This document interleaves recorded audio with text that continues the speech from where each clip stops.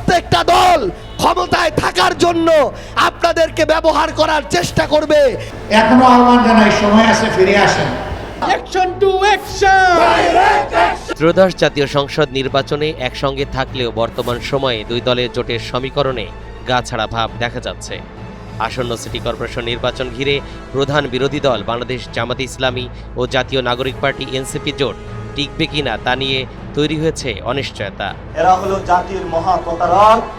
ইলেকশনের আগে আপনাদের কাছে আসবে, আমি এইটা করব, সেইটা করব, ওইটা করব, উন্নয়ন করব।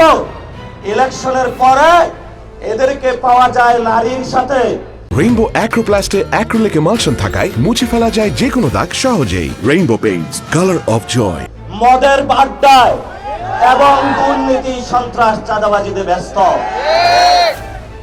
ইতোমধ্যে ঢাকা উত্তর ও দক্ষিণ সহ 6 সিটিতে মেয়র পদে প্রার্থী ঘোষণা করে রেখেছে এনসিপি। তারা মাঠে প্রচারণাও চালাচ্ছেন। অপরদিকে জামাতে ইসলামী গাজীপুর, নারায়ণগঞ্জ সহ ঢাকা 2 সিটিতে প্রার্থী বেছে রেখেছে। এনসিপি বর্তমানে জুলাই পদযাত্রা নিয়ে ব্যস্ত সময় পার করছে। সংসদেও অ্যাক্টিভিটি কমিয়ে দিয়েছে এনসিপি। সেদিক হতে জামাত রাজধানীতে নিজ উদ্যোগে কর্মসূচি চালিয়ে যাচ্ছে। সংসদেও বিভিন্ন বিষয়ে বিরোধিতা চালিয়ে যাচ্ছে। মাঠের কর্মসূচি দেখে মনে হচ্ছে দুই দল কিছুটা দূরত্ব বজায় রেখে চলছে। শেখ মুজিবুর রহমান সাহেব একদলীয় বাকশাল কায়েম করেছিলেন না, অর্ধ বছরও ক্ষমতায় থাকতে পারেননি এরপরে।